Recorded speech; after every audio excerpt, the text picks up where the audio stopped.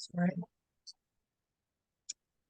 So good afternoon, everyone. Thank you for joining us today for our webinar on older people and housing insecurity. We're pleased that you've been able to join us today. We had a lot of individuals register for the event, so we're pleased that you're able to spend the next hour and a half with us. I'm also honored to also be presenting with my colleague Benedict Shefflin from the Canadian Network for the Prevention of Elder Abuse in hosting this session today. Before we get started, I'd like to provide a land acknowledgement. We acknowledge that we gather on the traditional territory of a number of First Nations and acknowledge their stewardship of this land throughout the ages. We seek a new relationship with the original peoples of this land, one is based in honor and deep respect.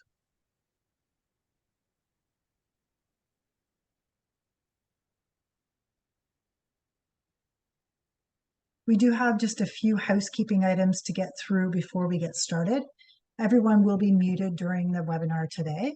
Our speakers will be viewed during the entire session today. We will only have the PowerPoint available just for the few slides for introductions, and then we'll all be on screen so we can have an interactive dialogue today. Just as a reminder, you can adjust your screen just during the session if you want to make speakers larger to see the ASL interpreters or any of the other speakers. After we're finished, you can also change the view at the top with a grid if you want to just have the speaker view or the whole gallery view. You can do that as your own individual choice. We do encourage you to post comments in the comment box at the bottom of your screen. You'll see a chat box. You can put your information in there if you want to share information or have something you want to say in regards to a comment or a suggestion that speaker has made. If you have a specific question that you would like to address to one of the speakers, please put that in the Q&A box and we will get to that at the end of the session. Our moderator, as well as Benedict and myself, will be looking at those and posting them as they are posted at the end of the session. So we will include that.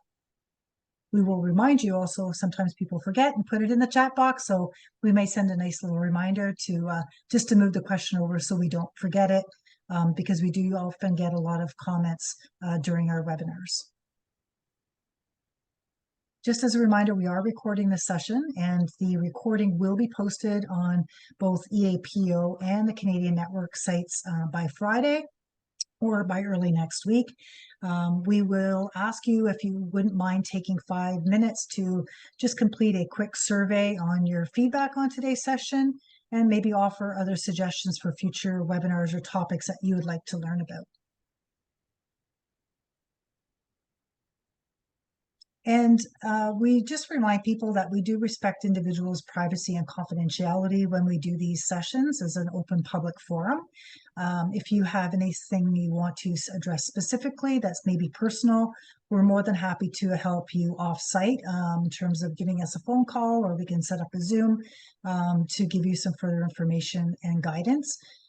If you would mind keeping things in a general sense about a topic or issue that you have questions about, then we're more than happy to address that. Just that being aware that this is recorded, as well as other people can see comments and suggestions as well. So for those who are joining us for the first time, just to give you a quick backgrounder about Elder Abuse Prevention Ontario. Our mission is really to make sure that seniors have a strong voice, feel safe and respected. And we are working with our community partners to implement our strategy to combat elder abuse within the province, which is funded under the Ministry for Seniors and Accessibility.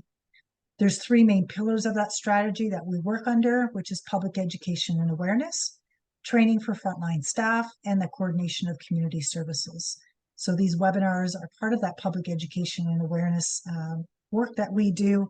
You can check out all the upcoming webinars and information resources on both our sites as well as the Canadian Network to find out further information. We do work in partnership, as I mentioned, with regional, provincial, and national partners, which is why we're hosting today with our colleague, this Canadian network. We do many webinars that we feel are on our national scope, such as this and session today. So we're pleased to have that opportunity to work together. So I'm just going to turn it over to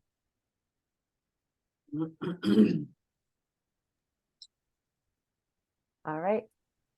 I was waiting for you to finish the sentence, turning it over to. The suspense was killing me. Hi, my name is Benedict Schöpflin. I'm the Executive Director of the CNPEA, which is the Canadian Network for the Prevention of Elder Abuse. I am delighted to be here today with EAPO, as well as with our panelists and our moderator, Margaret Young, whom I will introduce in just a minute. If you don't know our organization, CNPEA is the only pan-Canadian network that works to address and prevent elder abuse in Canada. Our mission is three-pronged. It's looking to connect people and foster the exchange of reliable information and knowledge sharing, knowledge exchange across the country, and advance program and policy development on issues that relate to preventing the abuse of older adults. So we work with, like Rayanne said, partners at the local, regional, provincial, territorial, and national levels. And this program of webinars that we're just starting for the new school year, so to speak, is a big part of our public awareness and education efforts. So we're very glad to see you all today. Of course, I think we can move Rayanne to the next slide. I will remind all of you, if you've probably heard about this during other webinars, but if you haven't yet, I would highly encourage you to check out Future Us, which is a roadmap to elder abuse prevention that we developed in 2022. It's essentially an engagement strategy that highlights how we each can play a role towards advancing prevention in Canada. And so it has recommendations from the individual level to the systemic level, and a lot of ideas and examples of things that are proven to work across the country. So if you are curious about this, you can find it at futurus.cnpa.ca online. And I think that's essentially it. Really, what I wanted to emphasize today before we get going is that this is an event that we've decided to organize a few days early for National Seniors Day, also known as International Day of Older People. And this is a topic that is really close to our heart and close to the work that we do, because there's really no way to separate the basic human rights of older adults from the work that we do when it comes to the prevention of elder abuse. And so as a reminder, the Universal Declaration on Human Rights was adopted 75 years ago for all people. But when it comes to older adults, to this day, we still do not have a convention on the rights of older people. And that is something that a lot of the people present today and organizations represented today have been working towards. To kind of raise not the alarm, but definitely the consciousness of everyone present that this is something that needs to happen in order to protect and enshrine the rights of older people internationally and including in Canada. But I'm sure Margaret will be able to tell you more about this very soon. And so Margaret Young, who is on screen right now and is going to take over in just a minute, is our moderator today. We have worked with Margaret in the past, and she's the founder of Age Noble, which is a Canadian social good organization. She is also the chair of the Global Alliance for the Rights of Older People and a member of the Global Advisory Board at ASEM Global Aging Center. So Margaret champions older people because she believes in self-determination and in the dignity in old age for all. And after a long career, an award-winning career in the corporate world, she decided to become an agent of change for older people's well-being and human rights. So social activism and how to include older people as actors, our participants in this fight for their own rights is at the heart of what she does. And Margaret, I think on this note, I will let you take it from here and introduce our panelists today. Yes, and then I think we have three great panelists today, and rather than the traditional way of introducing our panelists, I'm going to take a little slightly different spin and do some headlines. So let's try that. So our first of our three panelists, our first panelist is, oops, sorry, just flipping around on my papers, sorry. So our first panelist, the headline is, Calgary's only elder abuse shelter at full capacity, turning away hundreds. So that's the headline. Marie-Anne Godolin is the manager of the Elder Abuse Center at Kirby Center, the Elder Abuse Shelter at Kirby Center in Calgary. In each year of the last 3 years, they've had to turn away at least 300 older people per year from the shelter because there is not a bed when one is needed.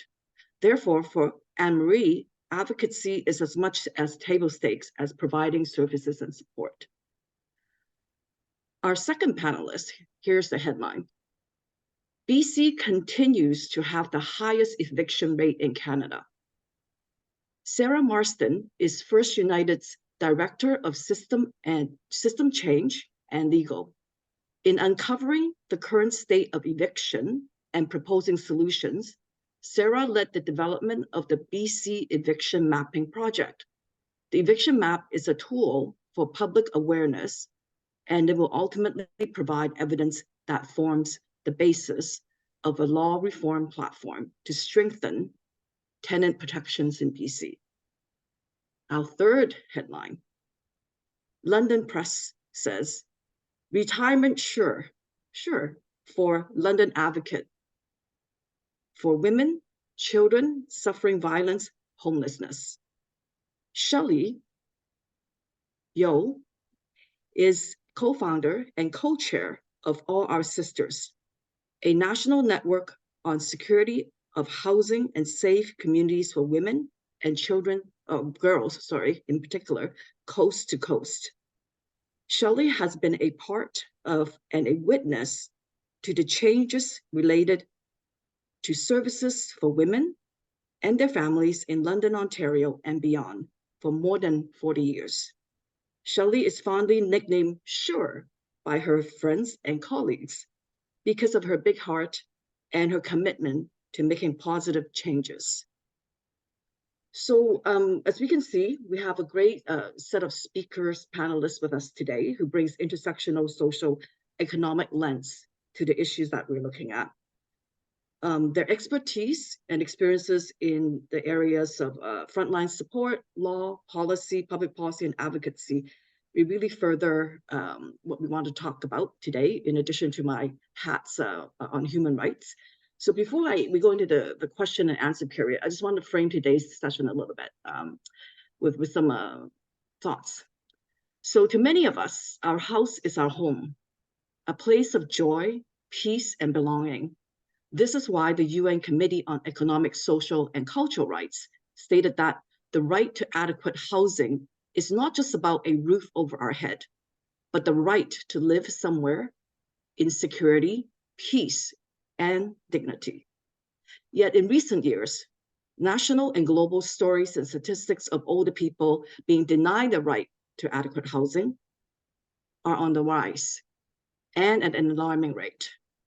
In the past 5 years, the older homeless population more than doubled in Canada's largest cities. The Canadian pathways to late life homelessness include an increasingly expensive housing market, redevelopment evictions, age discrimination, ageism, financial abuse, income insecurity, and the lack of support networks. Many experience mental and physical health challenges. For the homeless older Canadian, underpinning the social, economic, and health inequities is a violation of their human rights. The right to be free from discrimination, neglect, and violence, the right to work and social security, the right to health services and adequate housing. I've been exploring this public policy and human rights issue, so I was really delighted when Rayanne and Benedict invited me to moderate today's session together with a really insightful and great panelists together. So let's get started. So are you ready? Okay. So in today's session, we will kind of step through like 3 main categories of discussions, and it's really meant to be dialogue-based as it was framed earlier.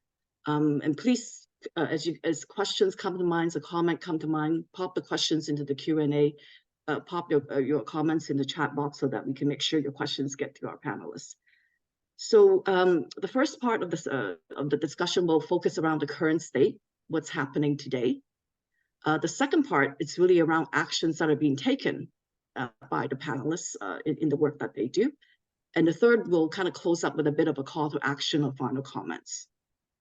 So in terms of the first question on current state, I would like to pose that to Sarah. Sarah, can you tell us about the eviction mapping project at First United and what it revealed about the state of things for older British Columbians? Yeah, absolutely. Just let me get my visuals in order. So we have an ongoing eviction mapping project, and what that is asking people who have been evicted to find out more about how they were evicted, who was evicted, and what the impacts of eviction were. And this is all across BC. It's the first time it's been done in BC. And there's no other source of this information because there's no way that evictions are tracked in British Columbia. They're not tracked by the government. They're not tracked by the residential tenancy branch. So that's why we wanted to look at this. We've got about 700 respondents, and it's an ongoing project. And we get responses through social media. We get them through in-person interviews with folks in the community and through our networks with other organizations. But I wanted to share a bit about just a couple slides about the specific findings we have with regard to older people. We know that homelessness is an impact of eviction. That's something we've been able to get a lot more information about. So overall, for all of our study participants, all of the MAP participants, 27% were homeless subsequent to eviction. So this could range from street homelessness to living in a shelter, couch surfing, living in a vehicle or other sort of housing or a shelter that is inadequate. And with regard to older adults, this graph shows a breakdown under age 30. So these are all folks who have been evicted under a residential tenancy situation. So they're renters who were evicted by their landlords. About 18% of people under age 30 ended up homeless after that eviction. About 24% between age 30 and 54 ended up homeless, but above age 55 or 55 plus was actually 40% ended up in homelessness. And the second piece of information I wanted to share about older adults specifically from our data is even for those who did not end up homeless subsequent to eviction, you can see that there are some other outcomes, financial outcomes for people where these are the different amounts by which their rent went up after eviction. And this is something that is really important for older adults because their incomes are often fixed. They don't have the same kind of labor mobility, or they're not in the workforce at that time. So this poses a particular area of vulnerability for people, even if they don't end up in homelessness. And I have a couple more slides, but I don't know whether it's appropriate to share them now or whether I could share later, just some quotes and narratives from people who are in the study from older adults. Yeah, so absolutely. I think the follow-up question that we'll have for you in a moment will really shine, bring those stories components in. So that'll be really great. Yeah. And thank you so much for framing our conversations with some really powerful statistics. Wow, 40% homelessness for older adults, age 55 and over. Our next question goes to Marianne.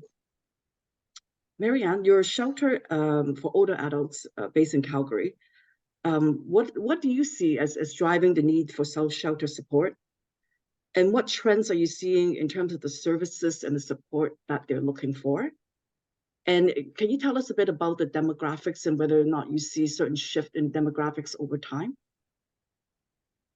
Sure. So yes, we Unison Alberta, and so Kirby's shelter is under that kind of umbrella of Unison, and we run a 14-bed shelter for seniors here in Calgary. And part of the mandate is you have to be actively fleeing abuse. And so we also run the elder abuse resource line here at the shelter. So clients will call in and either request shelter stay, or they will just be asking for resources or referrals or that type of thing. We're seeing definitely an increase in, I think elder abuse awareness is increasing. And so that is good for our community. But we are getting lots and lots and lots and lots of phone calls about that. And people asking, is this elder abuse? What am I, what's going on for me? That type of thing. And we're finding that the referrals for seniors is increasing, but the supports really are not increasing along with the need. We went from 9 beds for the last 20 years to 14 beds just April 1st this year, and we're already maxed out and full and still turning away individuals.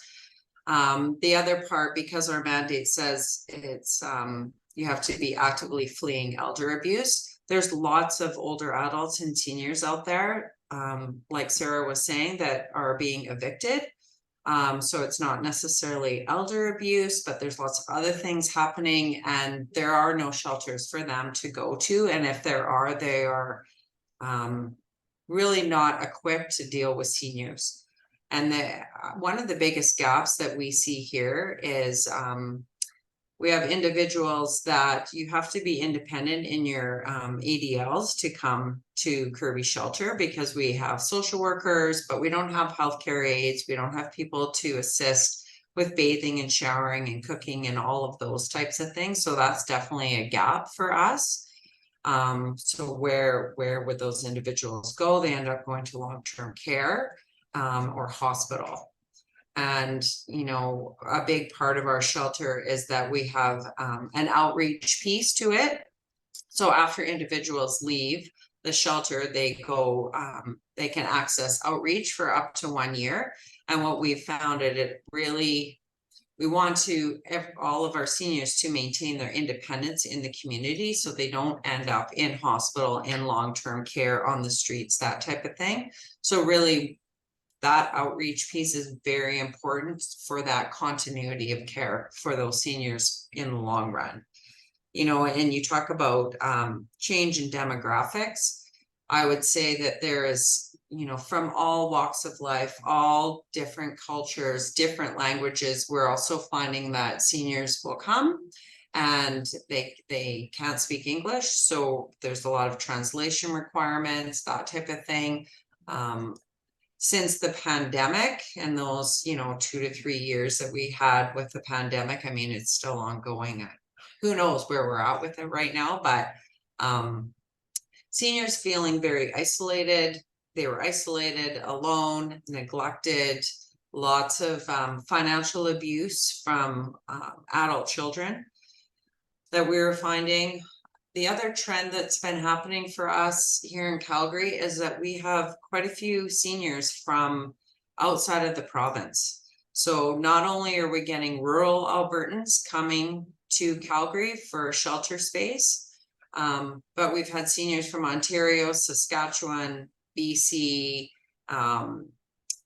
Nova Scotia, like from all over Canada, coming to Calgary for the ability to stay in the shelter and that assistance to secure housing. And so because of the housing crisis, and it's just getting worse and worse, what we're finding right at this moment, probably in the last 2 months, is that our seniors they have all their paperwork done, they have ID, they have functional assessments, they have everything that they need, and they're still waiting in shelter longer than our 90 days. So our stay is usually 90 days max. And we're finding that seniors are asking, you know, for shelter extension, because even though they are in shelter, so they kind of go up on the list and they have all their paperwork done and everything is in order, they're still waiting because those lineups are, you know, 500 people long. And so, you know, we're wanting to serve more seniors, and we are, in the terms that we have 14 beds instead of 9, but where do they go next? And these are some of the problems that we're having right now. I could go on and on. I'm not sure how much time that I have. You know, I think another big one for us is mental health supports, and even sometimes, well, a lot of times trying to get a physician. So you need to have functional assessment to get into seniors subsidized housing. And our older adults can't even get a doctor in the area. And to get those functional assessments done, or it is, oh, you finally get a doctor, and then the doctor needs to see you for a certain amount of time before they will fill out the paperwork for the functional assessment so that they can apply for subsidized housing. So there's all sorts of barriers that kind of go along that way. And it's just interesting that even with that increase in shelter capacity at the Kirby shelter, that we're still turning away seniors. And for different reasons, because we don't have capacity, because we don't have the extra supports around care, and because we don't have the extra supports around mental health. So, I mean, we're looking at other options, you know, within the province, and trying to, and I know that's part of our next section is around recommendations and kind of the go forward plan. But it's really important for us to look at what are those other options in the community and making sure that we can put those supports in place at Unison here in Calgary. Thank you. Okay. Thank you. Yeah. That's really great. Thank you, Marianne. You really gave, for me anyways, listening to your overview, a much deeper appreciation of the complexity of our older population's needs when it comes to sheltering. When you mentioned in terms of the diversity, the additional needs around beyond just a shelter, and how then we unfortunately then have to shift some of the folks in need to actually to long-term care in hospitals, which is not really the place potentially that they should go to. And we'll have an opportunity for more questions where we'll dig deeper into your topics and hear more about the advocacy and the plans that you have. Thank you. Okay. Yeah. So our next question is for Shelley. Shelley, you've dedicated your work to housing insecurity, or housing security rather, making that right, and safe communities for women and girls. Can you tell us more about All Our Sisters initiative, and in particularly the experiences of older women and the barriers and risks that they face? Thank you. Oh, yeah. If we can, sorry, if you don't mind unmuting, Shelley? Yeah, I can't unmute. Thank you. No. Yeah, sorry. Anyway, thanks very much for inviting me. Hello, everyone, and especially hello to those from London, St. Thomas and area. Nice to see you here. So All Our Sisters is a national program or initiative that we started in 2007. It was a librarian actually who found who was looking for more supports and information related to women in homelessness in particular, because folks were coming into the library for supports. They saw women in particular, saw it as a safe place to be in a world that isn't very safe for women who do not have housing security. And so she reached out to folks like me and others in community who were serving women in different at shelters. I was working in a VAW shelter for many years. And so we were interested, we gathered, and we ended up inviting the woman who wrote the book, All Our Sisters, her name's Susan Scott, to London. We scraped together some funding and I'm sure you all know how difficult that can be at times. And she came to London and spoke to us and ended up doing some training with the library folks, but also meeting up with some of the women that we were serving in community and spending some time with them. Susan's book was written. She had received a grant to travel across the country, hearing the stories and writing the stories of women with lived experience of homelessness or housing insecurity, and it's still a relevant, good read. And so we became fast friends, Susan Scott and the London community, and we ended up at that time deciding to organize a conference. It took us 3.5 years to organize the conference because we engaged the voices of the women who were experiencing housing and housing insecurity. And we wanted to make sure that what we were organizing was for them, because they told us nothing about us without us. So we needed to hear their voices, and they needed to be a part of every piece that we were organizing related to the conference. We had a fantastic conference planner who went over and above her role. And we ended up, our first conference was in 2011. There were over 500 participants from across the country. And about 125 of those were women of lived experience that we brought in from coast to coast to coast. So we had engaged other women's organizations across the country, and we were engaging with these women through telephone conferencing, because we didn't have Zoom at the time. And they were able to bring women to the organizing committee. So we brought them, we paid for their transportation, we housed them at a really, really nice hotel while they were here. And tried to provide for their needs while they were here. Many of those women had never traveled. They'd never been on a plane. They'd never stayed in a hotel. And they'd never been at a conference. And of course, they'd never been asked to talk about their experiences. They'd never had that many people interested in listening to them. Of course, we had women of all ages, but I must say that women who are homeless age quickly. And so even a woman who may be 45 could be, have the health of a much older woman. And we might consider them to be an elder.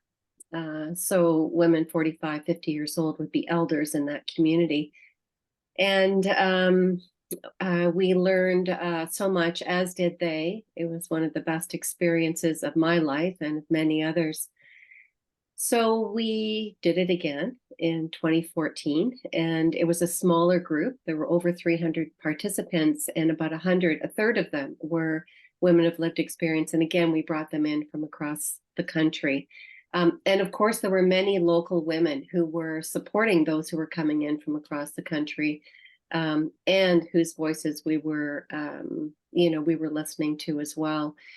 So, women who had careers, who had families, and for lots of different reasons that we're probably mostly aware of, had lost everything, whether it was due to health or a child who was abusive, or a partner who died or was abusive, and they found themselves homeless and without supports.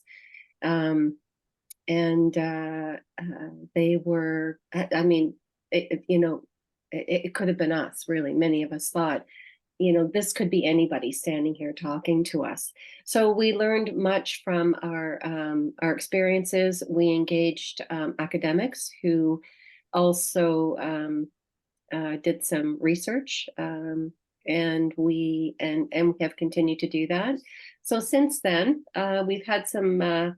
We all got back to our work, and have recently re-engaged as all our sisters, and we're starting to set up some sharing circles so that we can assist women in, again, telling their stories to folks who are decision makers, politicians, bureaucrats, academics, service providers, and so on. So we're going to spend the next year or so providing spaces for women to talk to us in safe environments, and prepare them to tell those stories again. Yeah, we've already started, and I have to say that most of the women who are attending are older women who are, feeling invisible and needing to be heard and wanting to see some change. Thank you, Shelley. It's really unfortunate that the last statistic that you share, that there are more older women who is coming forward to voice that they are homeless. And what you said earlier about that, it's very precarious. It could happen to any one of us for any particular reason. It's another it's another alarming kind of thought. But I'm really glad to hear that you continue in your work and that you're engaging a broad set of stakeholders so that hopefully we can make some more public policy dent on that. Thank you. Now I'll go back to Sarah, if I could. Sarah, in terms of the stories you mentioned earlier, it'll be really great if you can share amongst, maybe there might or might not be any discovery about ageism within those stories. So I will turn it over to you. Thank you so much. Yeah, thanks for the question. So I think the way we would approach ageism based on what we're seeing in this survey is as a systemic issue. So there may well be individual instances of ageism that result in eviction and all the consequences of eviction for older folks. But I think for us, the focus is on the systemic issues. So for example, if someone, like I mentioned earlier, if someone has a fixed income, then there's going to be, the impact is going to be different for that group, and that disproportionately affects older people. Or another one that we can see is the length of tenancy. So right now in British Columbia, and I suspect in some other places in Canada, we're seeing a lot of landlords evicting tenants for landlord's use or claimed landlord's use, because when they evict a tenant, then they can bring the rent up as much as they want for the next tenant. So the reason I think that might be a systemic issue for older adults is that older adults may have been in their tenancies for a very long time. We've definitely seen some stories of people who were in the same place 15 or 20 years with regular small rent increases, now suddenly being thrown into the rental market with a pension income or with a fixed income. So I think that those are a couple of the systemic issues that we see that I would still group under ageism. Mm-hmm. That's true. And I think underplaying that, like those very systemic issues that you mentioned about the income, fixed income as well as the length of tenancy, there is an undertone potentially of ageism, based on some of the stories I hear locally with older people, where that ageism might play, or age discrimination might come into play, where the potential landlord might feel, well, the older person is invisible anyways. They might be not be putting up as much of a fuss per se, right? Those kind of attitudes, and because there have been stories where older people are quite feeling quite helpless when those situation comes up. Okay. Yeah, I could definitely see, like, it's not something we document specifically in this project. We also do individual advocacy, and I could definitely see that in terms of older folks, and especially people who are living alone, being seen as, someone who's not gonna have advocacy, or someone who's not gonna really make a lot of noise if they're getting evicted. I think that's definitely a risk. Yeah. And earlier you said there might be stories that you want to share. Is there, would you like to take a moment to help us with that? Thank you. Yeah, sure. Just let me share the screen portion again. So these are, I actually want to give a minor content warning for this, because they do describe some pretty disturbing situations for people. These are a couple of quotes. I'll just let you read them.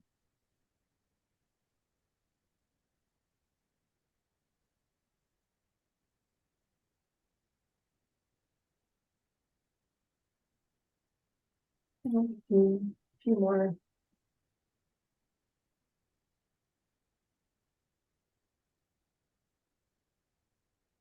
Oh, are you playing an audio? No, Oh, okay, sorry. that's okay, maybe. I don't know if someone else is unmuted. But you can see the quotes, right? Yes, yeah, definitely. Yeah, so those are just examples, and I'll say that those are not extreme situations. Like those are representative situations of what we're seeing in the survey. Okay, great. Thank you so much for sharing that. It gives us definitely much deeper understanding. Thank you, Sarah. Marie Ann. I don't know if folks call you Marie. Sorry for that, but Marianne. It's Marianne. Marianne. Yeah. Thank you. We just want to touch back on elder abuse and family violence. When clients who experience that come to the shelter, what do you observe or what do you hear from your clients? What do they say? Well, I mean, I think like for everyone else, what some of the things that I hear are, you know what? I'm just going to give up. I'm confused. I don't understand. I need help. I can't focus. I don't understand tech. I can't work a computer. How can I fill out online forms? I'm between the age of 55 and 65, which is also very difficult to house those seniors in senior subsidized housing because you have to be 65 for most, not all, but for 90% of the subsidized housing. So those 55 to 65-year-old seniors have a very difficult time in accessing safe shelter in the community. And I say safe shelter because what happens is some of those seniors get a room in a house. And how safe is that? That is the only option for them because maybe they make $1,000 a month because they haven't reached 65. And so it's not safe. And it causes, you know, lots of times there's stairs or the bathroom isn't big enough or the whole accessibility part is not going to work for them. So there's lots of barriers in the community for, you know, so they're in shelter, but then to go elsewhere, there's still more challenges and more barriers, right? And that whole sense of giving up, like we're hearing a lot more of the suicide ideation and what is there for me now? My kids all hate me. I can't see my grandkids. Like there's, you know, their own internal family violence and what's going on for them. Lots of despair because, you know, we would see clients coming into shelter being like, whew, thank goodness I have a safe space right now. But then after doing their things that they need to do to be able to find, you know, appropriate housing, safe and secure housing, and then just to be let down and know that it's going to take more time or they don't have the right resources or they need more help. And so it's that constant reassurance about things, you know, trying to connect individuals with outside counseling supports as well. But, you know, it gets very difficult for seniors when they have to fill out an online form or you have to go to this building to access your fare entry or get a bus pass or whatever it is. And how do I get there?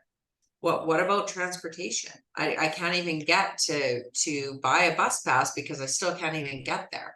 Or I can't get onto a bus because I have a walker. Or even after, you know, say they do find a spot in the community, a safe and secure spot for them, that whole transportation to get there. And what about furniture and how do I furnish my place? And yes, there are some referrals that and different companies that we work with to secure those kind of apartment needs, but it's usually a couple $100 to furnish a suite. And we all know that that's not going to happen. So it's the limited funds, it's the transportation, it's the ability to even use technology, it's the forms that have to be filled out, it's the feelings of despair, all compiled, you know, as they're in shelter. And then what happens after? you know, and as I mentioned earlier, we do have outreach supports, but that is also limited as well. You might see your outreach worker once or twice a month. And for others, they need more than that, or more support in the community. But our goal is for everybody to be able to maintain their independence in the community with those supports that are required. And so that's what the outreach team tries to do, but it is also limited. And it's sometimes, you know, seniors end up going back to their abuser. Like that happens all the time. Because it's better there than living in a room in that guy's house for $800 a month when I only make $1,000 a month. So there's those kind of barriers and challenges as well. You know, shortage of beds, lack of services for older people, difficulty accessing financial support. And like I said, you know, I think Ursula had asked a question earlier, you know, for our shelter, it's 55 plus, but the 55 to 65 year age range, it's very difficult to access the financial supports or any senior subsidized living because you usually have to be 65. So, you know, what we hear from clients is, I cannot believe at my age that this is what I'm going through. I'm a loser because I have raised a family and done all of these things. And here I am unhoused at my age with limited income because of, you know, could be physical challenges or whatnot, that they're not able to work anymore. And here they are in a situation where they're on Alberta Works making $800 to $900 a month. And so how do you even feed yourself on that? You know, and another big thing is food security. So Unison, here in Calgary, we do have an activity center for seniors, and part of that is food security, because we really saw a need for that. Of course, a little bit before the pandemic, through the pandemic, and now it's even increasing even more. So food security, so all those little pieces, it is shelter in the community. Yes, I need a roof over my head, but what about food? What about furniture? What about transportation? What about having a GP? What about, you know, I see somebody talked in the chat about cyber attacks and ongoing fraud, scams. And we see that a lot too, where seniors are either being scammed through romance scams because, oh, I feel isolated, I feel alone, and someone's reaching out to me, and next thing you know, they're handing over their money because they feel like someone's actually, you know, paying attention to them, right? So there's that happens quite a bit, but also the scams around banking, right? Because this world is becoming so technology and based that it's difficult to navigate that system. And so you might click on one thing and you don't really realize it. Next thing you know, you lose thousands of dollars or hundreds of dollars or whatever it is from your bank account. And what do you do, right? You report it to the police, but they can only do so much as well. So trying to educate, and that's part of our program too, is trying to educate seniors around those online scams and that fraud. So a lot of time is spent in the shelter having people come in and doing presentations on that. But also after seniors move out, this is the same thing, is that they can come back to the Kirby Center and continue on in those presentations or learning about different things so that they can live safely and successfully in the community. Thank you. Thank you, Marianne. I think you gave us a very good overview in terms of the mindset and complexity of someone coming to the shelter and the challenges they face as they transition back into the community. So that's really helpful. And you even call some action steps, which is great because we're on to the second segment of our discussion, and it's really focused around, bringing about change and action. And I'll post the first question on that topic to Shelley. So, Shelley, in your experience supporting women and girls, are there specific actions or programs that were particularly helpful or successful for older women in finding and accessing safe and adequate housing to transition out of homelessness. Yeah, and first we need housing. Wouldn't that be great? And I know that's an issue all over the country, all over the world, probably. Yes, there have been some good programs, and I'll just give examples of a couple of them. One is in London, is called My Sister's Place, and My Sister's Place is a day program that has been open to women, women identified individuals. For many, many years, they provided some assistance in seeking housing, setting up housing, and some counseling, meals in particular, friendship. There are many women who go every single day for years and years and years and develop great friends. They develop skills. All kinds of programs are available through this program. Now, I know it's changed since COVID, and they're starting to rebuild again to be able to provide those kinds of programs. But, you know, what the women have been saying to us is they really miss talking to one another and talking to people who can support them. So what they call sharing circles.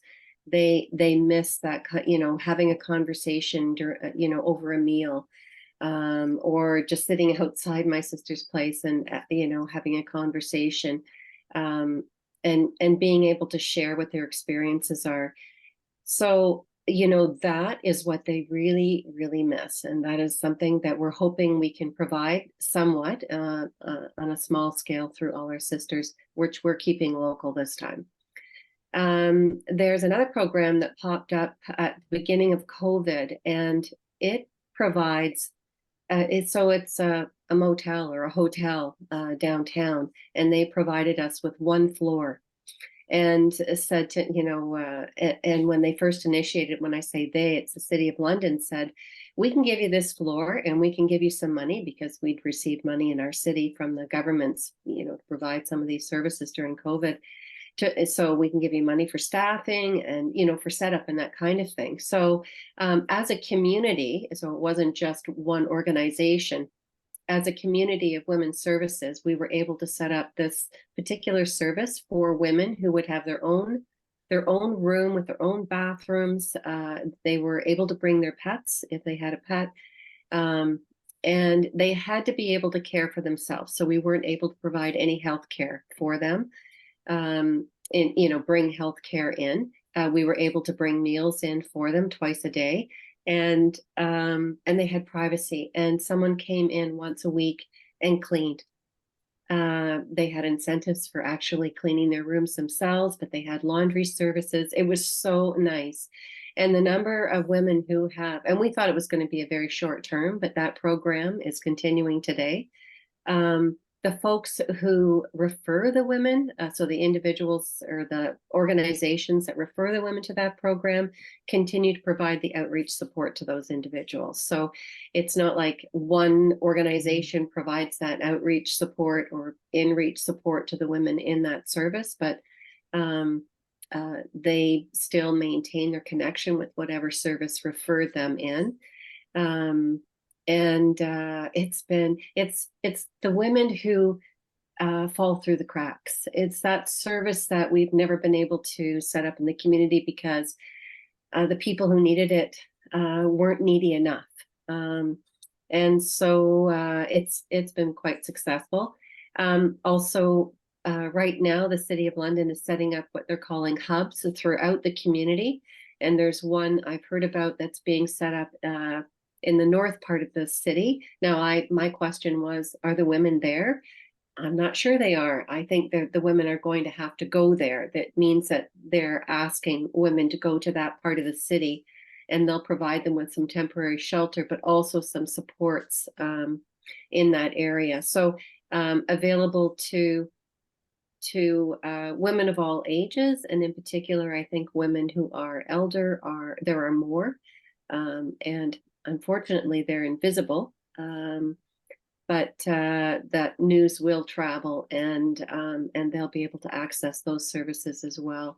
Again, lots of the women at my sister's place are older women. All ages are welcome, but it seems women who are older are finding themselves, they want that social support and other kinds of support in seeking housing or maintaining the housing that they have, whether that's looking for a roommate or some financial assistance, that kind of thing. So those are some examples of programs that I think have done well or are doing well, are rebuilding again, and could be models and have been models for other communities. That's really wonderful that you're continuing that work with, and then where others can model, and you continue, it sounds like, to build out and refine your model based on the needs in the community. Maybe if I can just take this moment also to ask you if there's one call to action to either the government, like you mentioned, City of London, or to the public or to the audience here, is there anything that jumps to mind, a quick call to action? I'll tell you that for a lot of the work that we did, even though it was a few years ago with all our sisters, it is still relevant. What women are telling us now is what they told us, a few years ago. And it's just worse. There were fewer supports, there's less housing, it's less safe for them to be in community. And so they developed a call to action to our provincial, federal, and municipal governments.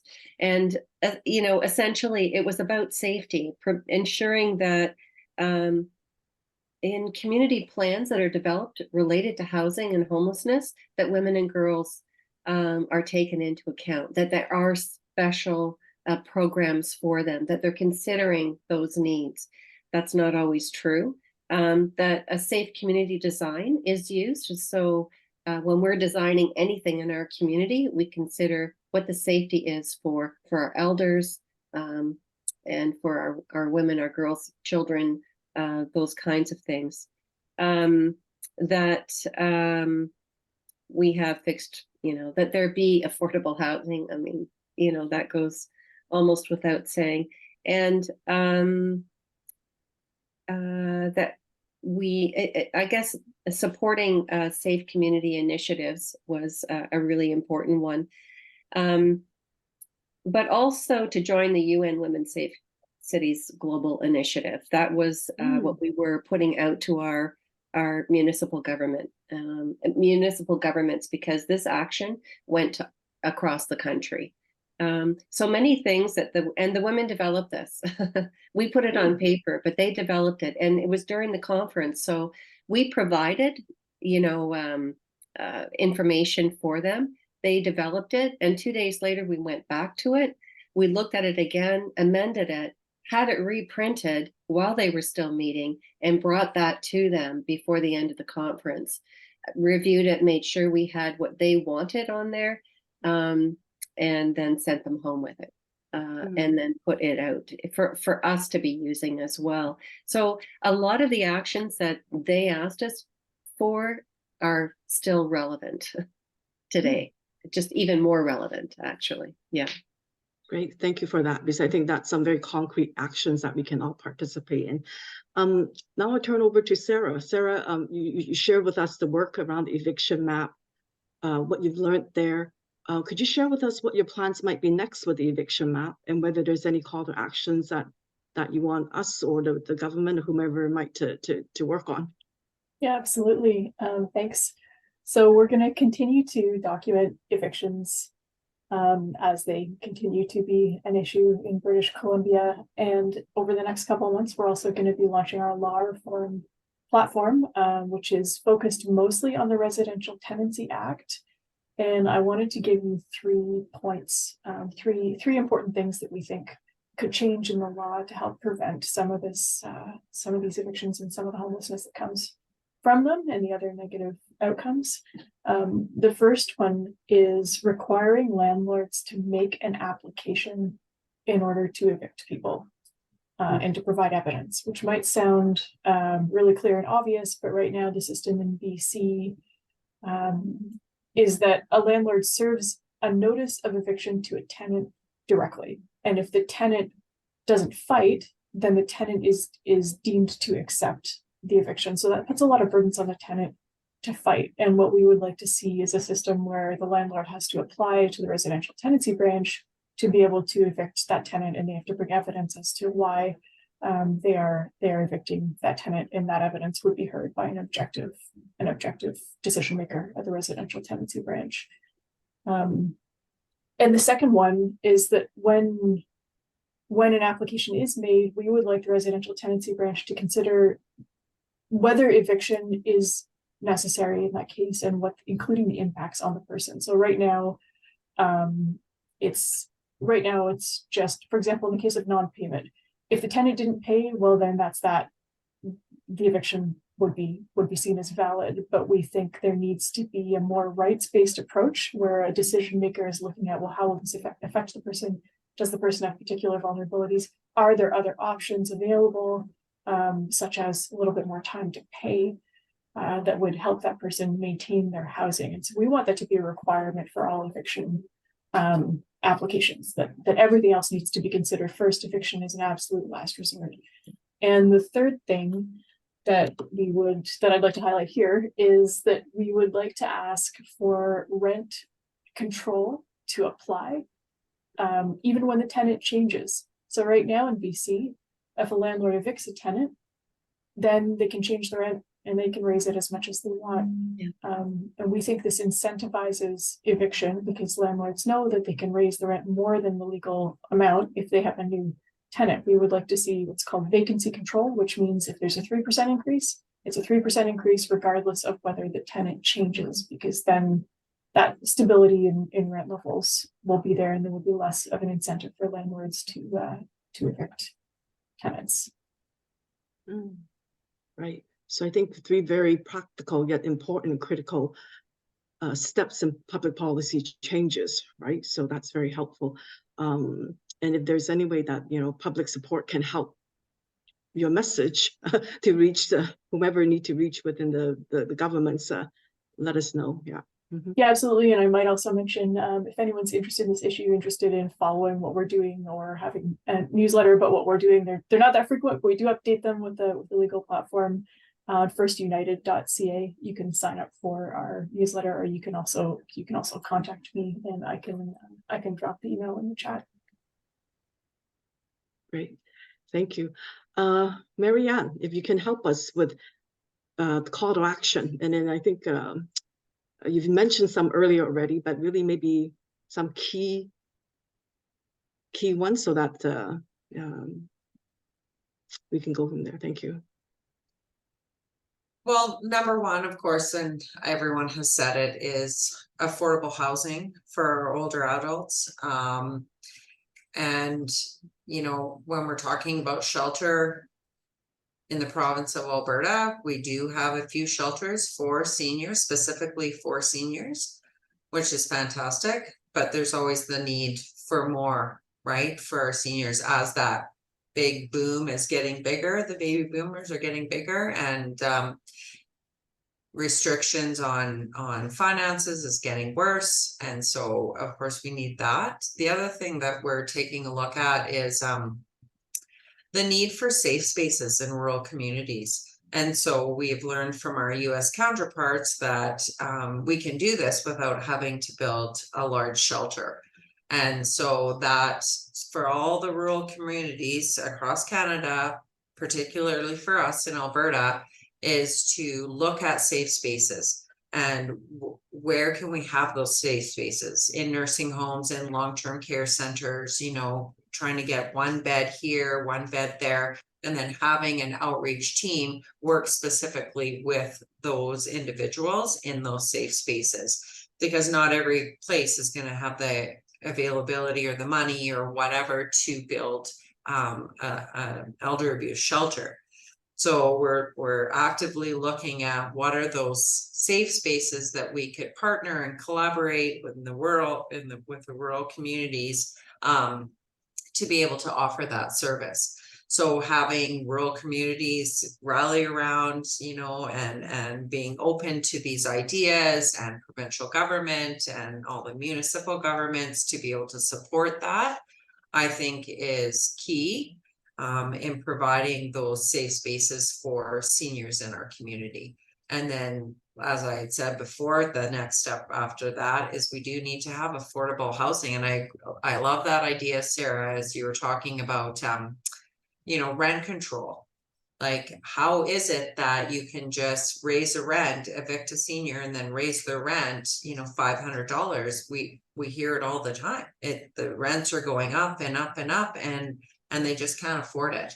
So we need to be able to look at those rent controls, and if we can put that in place, and who do we talk to, our MLAs and the different government officials, and really collaborate with our rural communities to put the dignity of seniors number one, and let's have them have those safe spaces and secure apartments or shelter that they can live in, you know, and remain successful in the community.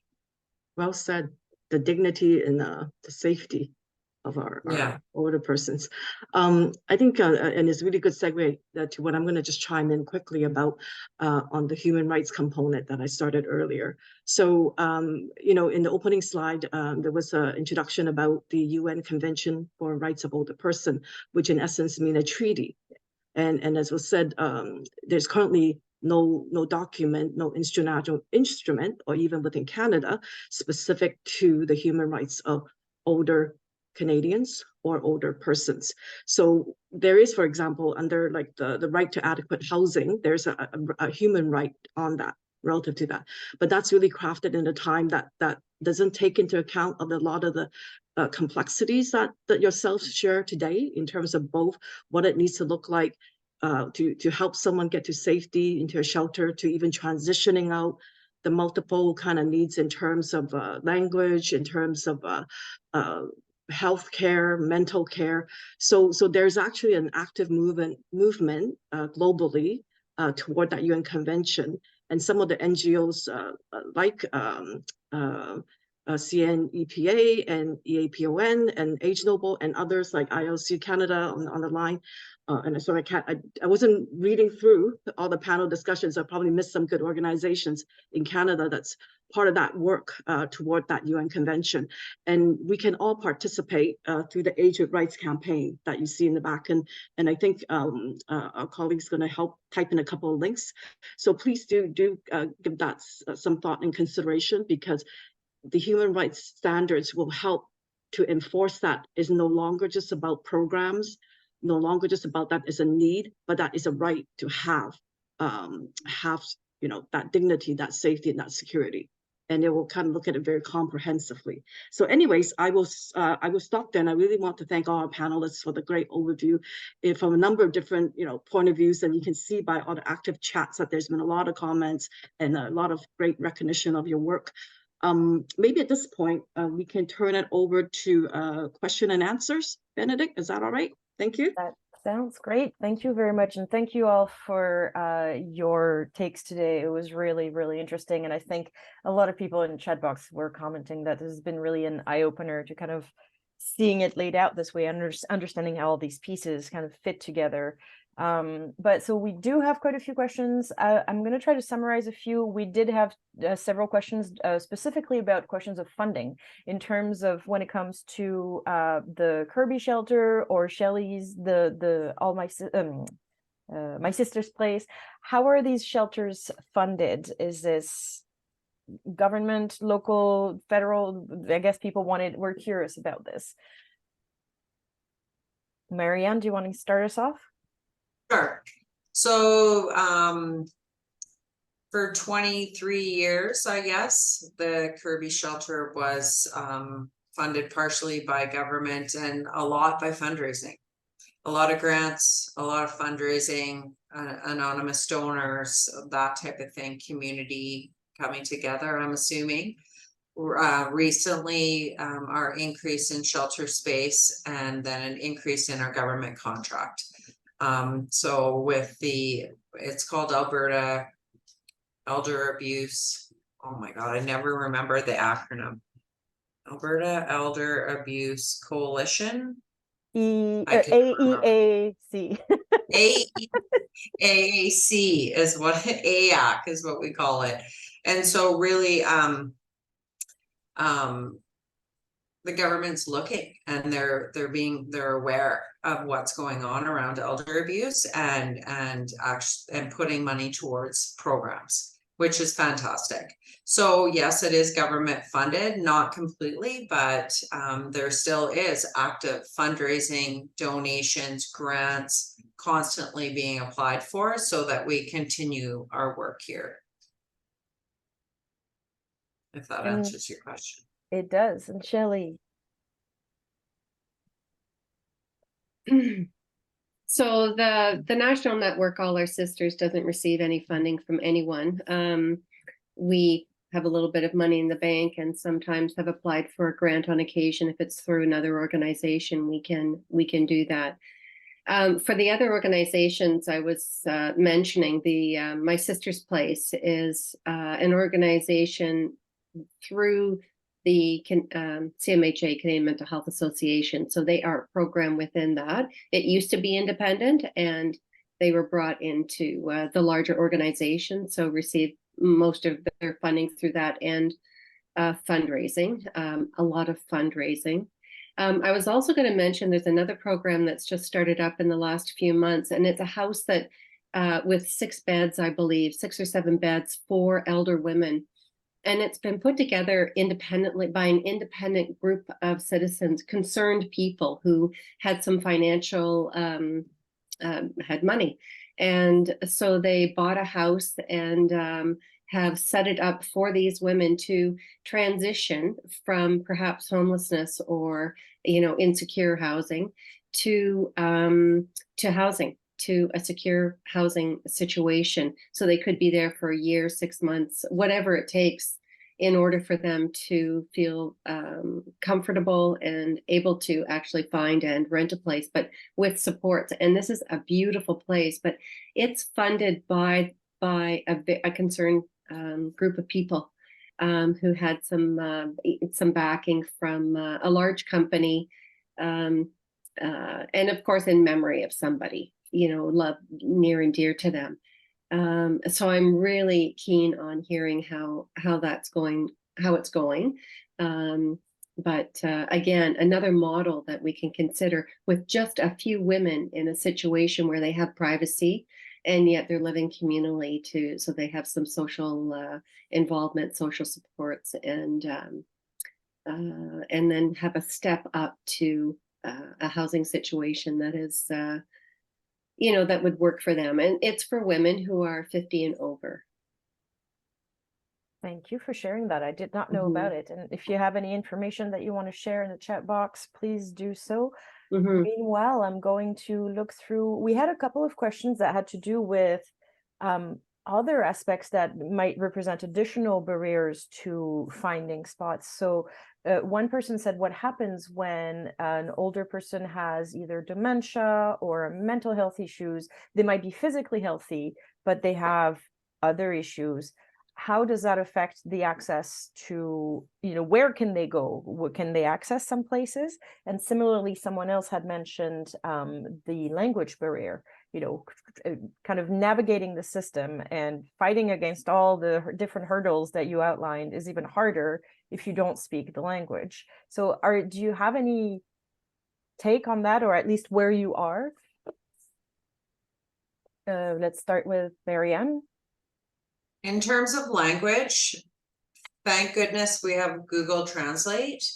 So there's many apps nowadays that we can utilize, because we were finding if before calling, like through CanTalk, calling somebody and having them interpret was very difficult, time consuming, awkward, that type of thing. So using Google Translate really helps. Sometimes we have to access other groups like Center for Newcomers or different groups like that, and they will come in and provide a translator. However, as everybody probably knows, you have to coordinate that. Is someone available? This time is when we need it. And then what about all the other times? There's 24 hours in a day. What about all those other times? And so sometimes it really limits those individuals in being able to participate in groups, right? Because, you know, you're trying to use Google Translate, or sometimes other clients speak the same language, or we'll have staff that speak the same language, but that whole social part that is important to all of us is really diminished if you can't speak the language. And we're doing our best in terms of translation services, but when it really comes down to it, if you're sitting in a group and everybody's talking English and you speak Russian, you're having a hard time, and you're not feeling part of a group and not feeling those connections with other people. Right. And I think, you know, for us here at the Kirby shelter, we have many different groups, and we have Ukrainians coming in, we have different groups like Nigerian men and women, Chinese men and women, like it doesn't even matter. Like there's so many different cultural groups that are accessing shelter, and it's men and women. And I don't know if I said that before, but we have men and women at the Kirby shelter. Sometimes that causes a bit of angst for some women until they get to know the men. Sometimes for men, they don't even want to come in because it's too embarrassing. How could I be a man in here taking, like, I'm not a man. I'm not a man anymore because I've, you know, my wife has, it doesn't allow me in the house anymore and has taken all my money, and I can't stand up to her, and I can't advocate for myself. So there's all of those things that happen, but culturally, it's really difficult to provide effective service when there's language barriers. And so we use what we can, but it is difficult, yes. And Sarah, I know you, First United runs a shelter, and I know it's not a shelter specifically for older adults, but do you have any take? Have you encountered, or has the shelter encountered the situations when it comes either to language or to mental health issues or dementia, disability? How do you navigate this? And are there supports out there that can help people who have these specific needs? So unfortunately, I'm not in the best position to comment on the work that goes on at the shelter, because it's a little bit of a different department than what we do in legal advocacy. So yeah, my answer would just be that we rely on community networks we have. But like when I think about our referrals, I think we definitely don't see the kind of wraparound comprehensive services. I think a lot of people with those issues get fall through the cracks, and I would assume that it's probably the same in the shelter, but I don't want to speak too much on behalf of my colleagues who work in the shelter. That's completely fair. Thank you. Shelley, did you have anything to add to this? For folks who have supports, are working with a community organization, identify as being abused, there are services through an organization called Across Languages where they can receive interpretation services. And it's fabulous, and they get a grant every year to be able to cover those. So if they're going to a doctor, a hospital, other social service, and so on, they're able to access those. You know, and so for an individual who identifies as being elder, either homeless or insecure housing, living in shelter, that kind of thing, they can say they're abused and get those services. Thank you. It's really wonderful. I can't remember how many languages are covered, but a lot. And is this in Ontario, or? It's in London. In London. And there are London, Ontario, and there are other services in the community, or in the province, I mean, that offer similar services. Wonderful. And I'm seeing comments in the chat box from Margaret McPherson. Hi, Margaret, saying the government funds different language services across the province. So helpful. Which reminds me, Margaret had a good question for you, Shelley, earlier. She said, that the experience of organizing the conference and gathering women and listening to them was really meaningful to her, and she was wondering if this is something that other communities could take up, like a local version of All Our Sisters. Is this something that Yeah. you've written about, or that you could point people in that direction to organize as a guide?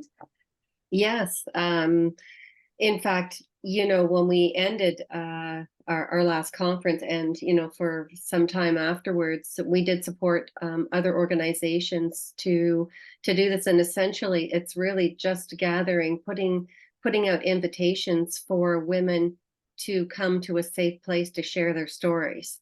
And that's, if you invite them, they will come. And if the space is safe, they have the space to speak. There's food and bus tickets. And even without bus tickets, they'll come. They didn't know I was going to give them bus tickets last time. But I think if you invite them, they will come, and they want to know, and then what? To what end? Also, are we doing this? So, and they want to be included in whatever that end is, the decisions, those kinds of things. So it's not just us being do-gooders and providing these spaces. It's actually providing the safe space for the women to talk and then plan. And then because we have the resources, often we're able to sometimes move those plans, help them to move that plan forward, help them to do whatever it is they feel they need, the priorities are for them, not what we think they are. Of course, we're pretty much aligned in many ways, but they do surprise us too. And so, it's almost that simple and not that simple in order to do it. We have let's see, we have a few more minutes, so I think I'm going to try to go through a couple more questions. Margaret, is that okay? Yes. We had a question from Michelle asking what advocacy strategies are available to change government policies and investments that may mitigate homelessness for older adults who are evicted. I don't know who wants to take this one. Do you want to? Sarah, do you feel this is something you can? Yeah.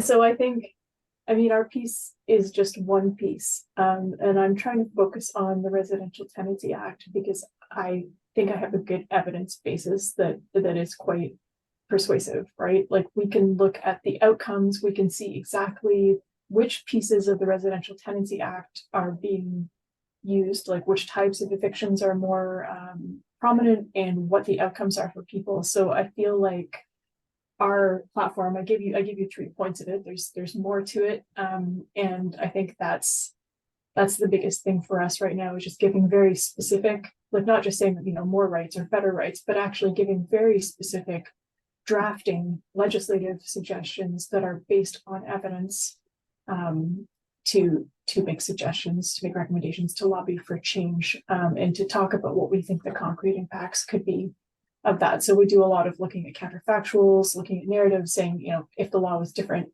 how could this affect this person, or how could this affect this group of people? So that's the advocacy strategy we're pursuing right now, and that's together with our individual advocacy as well. We do a lot of eviction defense in our legal clinic as well. Thank you. Shelley and Marianne, if you ever want to add anything to any of the answers, please send a sign. Otherwise, I'll move on to the next question, because we had 2 different people asking about home sharing. Is this something that has been, it's increasing, right? It's the programs like Home Share in Canada are growing. It's also an intergenerational housing sharing system. But is this something that you see as an option? Is it possible in cases of, for instance, people who are experiencing hardship or violence? How would that fit in the bigger picture of housing? That's a great idea. I mean, there's opportunity for that. We've had individuals that have left the shelter and that have, a few of them shared a place together. Unfortunately, we haven't seen a lot of success with those roommate type situations. If that's what you mean by home sharing. We haven't, I'm not sure if it's because of all the trauma that's gone on. I'm not sure like what is the reason they haven't found the right partner to live with yet or whatnot. But it's even a thought around having a house with available rooms that a community organization runs with supports in it. There's those thoughts too. Like I think the sky's the limit, and that, you know, we can think about all different types of options in terms of safe and secure housing, or what does it look like for safe spaces in the community. I think that we can talk about all sorts of different things. So I'd be totally interested to talk to anyone about home sharing and what their thoughts are and what would it look like. And, you know, because I think that we have to think outside the box, because we're not in a situation right now where housing costs aren't coming down, grocery costs are not coming down, NMAX or, you know, electricity is not coming down. So what are the different options? What can we do to support our seniors in the community? I think you're right. I think at this point, you know, we've seen what some things work and some don't, but definitely are not enough at this current stage. And so getting creative and trying to find other solutions would be worth investigating. But you were Right. speaking about safe spaces earlier, which reminded me of one thing, which is CNPEA last year did a kind of an inventory and found out that there was only 13 places considered safe spaces specifically for older adults across the country. So we're talking shelters, transition housing, things like this. And they're not evenly spread throughout the country, right? So in some provinces, you may have 3 or 4, in many others or territories, you have none, which seems to me like a pretty glaring gap that needs to be addressed. And maybe a home sharing situation is another option to consider to add to this very limited pool of options for older adults. But speaking of safe spaces, and I think that's the last question we'll have time for today, George is asking, saying one of the other issues that have not been addressed yet is that LGBTQ plus seniors often have less income and faced increased discrimination in addition to ageism. There are shelters that are not always welcoming of trans people. Do you have any thoughts on how we can help these people? Well, I saw some nods. Yes, Shelley. Yeah. I think education, and again, providing those safe spaces, ensuring that whatever we're opening up is safe for those individuals. And sometimes they're not safe going into a broader group. It needs to be maybe a start with just an independent group. But I think doing some education and ensuring that that everybody in the group feels safe being there. I think the education is really important, though, for the elders, for the other folks in the group, so that they can better understand what's happening, because often they have questions that aren't that may not come out in ways that are appropriate or may sound appropriate to us, but they are real questions. They want to better understand, and so I think it's helping folks to understand what the differences are. Marianne or Sarah, do you want to have a last word before we close the Q&A? No?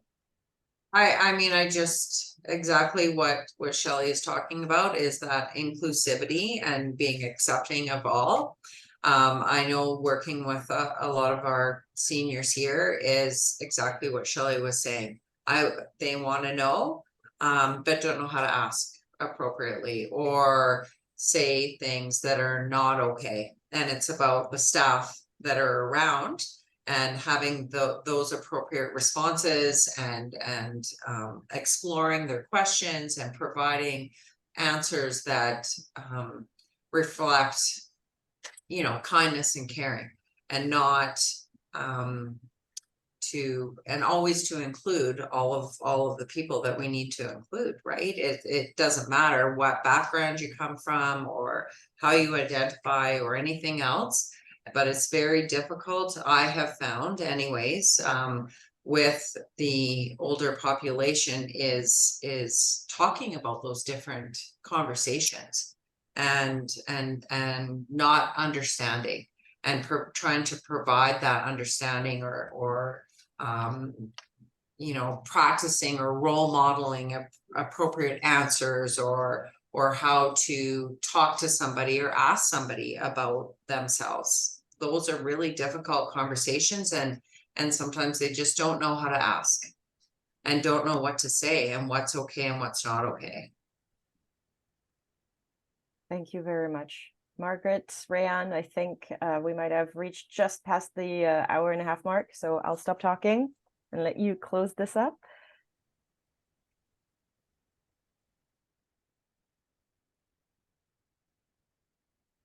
Rayan, I think we can't hear you. You might still be muted. Yep, sorry. I was just trying to share my screen. Thank you so much for everyone, your participation today, and for Margaret facilitating. It has been a very insightful, and I've learned a lot from everybody's background of where, you know, the programs that you're offering and the research that you're doing. I think it gave us all a lot of you know, food for thought, and maybe there's programs that we can then go back and see how we can then adapt in our own communities from different jurisdictions. I know there's a lot of dialogue in the chat box as well, so we will share all those links that were provided today on the posting that we would put the recording, so people don't miss those as well. And we do encourage people to reach out to either Benedict or myself if you have other questions, or any of the speakers. We did share some of their information in the chat box today too, if you have any further questions. So I do want to thank you all, panelists and our moderator, as well as our ASL, for participating today. We also are working on our next webinars that are coming up. The next one that, again, we're collaborating with is the CNPEA, as well as the Canadian Coalition Against Ageism, which Margaret did refer to. So people may not be aware that Ageism Awareness Day is actually October 7th. So again, on a Saturday or a weekend. So we're hosting an event on the 5th. It'll be a special event and a forum just talking about what is actually happening around ageism. And Margaret just alluded to some of the work that they're doing on the rights, and which intersects into ageism and we discriminate. So stay tuned, register for that. It's on both of our websites, so you can look for that, that link to register. And also we have a number of other webinars coming up in the next couple months, which I'm not going to go through all, but you can see we're scheduling things sometimes 2 or 3 webinars a month. Again, just a reminder, we do appreciate your feedback. It helps us figure out what you want to learn more about and how we can organize these sessions to meet your needs. That's what this is about in terms of your learning. So please take a moment after, if you wouldn't mind, just to provide your input on what you thought about today, the format, what you've learned, gained in knowledge, and again, suggestions for future webinars. And again, we have resources on our website, as well as Benedict. You can contact us at any time. We're on social media, very active as well. So you can see other cross postings. If we aren't already following you, let us know, and we'll try to be engaged so more people learn about your work, because that's what this is about, is that collaboration that we've just been speaking about. So we can share the knowledge and research amongst agency partners, as well as with our community members. So thank you all again. I do appreciate everyone's time. I know how busy we all are, and again, our recording will be available in the next few days, so just give us a little bit of time to get that uploaded, and we'll have that available for people to share in case you missed some of the information today. So thank you all again. Have a great day, everyone. Thank you. Bye-bye.